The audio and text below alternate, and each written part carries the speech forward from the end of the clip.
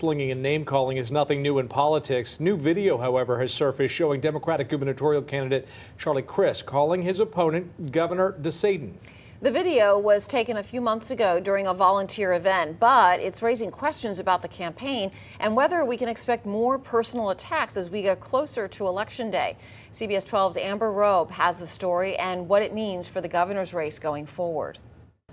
The video you're about to see, which was posted on a social media account, looks like it was recorded on someone's phone during a volunteer kickoff event hosted by Pinellas County Democrats in March.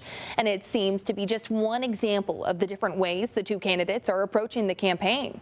You know, some people call him DeSatan. Have you heard that? One of the nicer ones. Indeed it is. I'm trying to be nice. DeSatan versus that.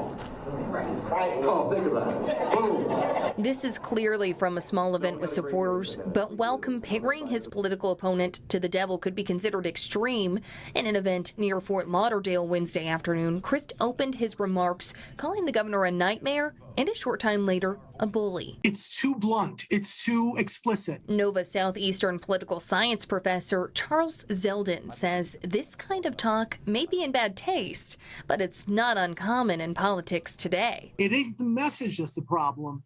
It's the delivery that was the problem. He says different campaigns use different approaches to get their points across. It's up to the voters to decide which is more persuasive. But from what we've seen on the campaign trail thus far, the governor seems to reserve his attacks for the political left agenda more than Crist himself, while the Democratic former congressman goes after DeSantis directly, tying him to his policies, which Zeldin says is not surprising. It's sort of hard to go up against DeSantis and not have it feel personal, because he's such an in-your-face politician. Governor DeSantis' direct attacks on Crist have been more traditional, calling him out for flipping party affiliation and being a career politician, which doesn't sit well with many Republican voters. When asked directly about his opponent in interviews, DeSantis will quickly move the conversation to his own record and accomplishments. Either way, Zeldin doesn't think a little name-calling will ultimately change the campaign. Anyone likely to vote for Charlie, I don't think is going to be bothered by this. Anyone who's going to vote for DeSantis,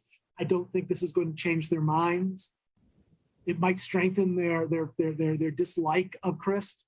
We reached out to both camps to ask about this video and whether there is concern on either side about the campaign becoming more personal as we get closer to the election. As of now, neither candidate's representatives have gotten back to us. In West Palm Beach, Amber Robb, CBS 12 News. And a reminder, you can watch both candidates in their only gubernatorial debate of the election. It's being hosted by CBS 12 News and will take place on October 12th at 7 p.m.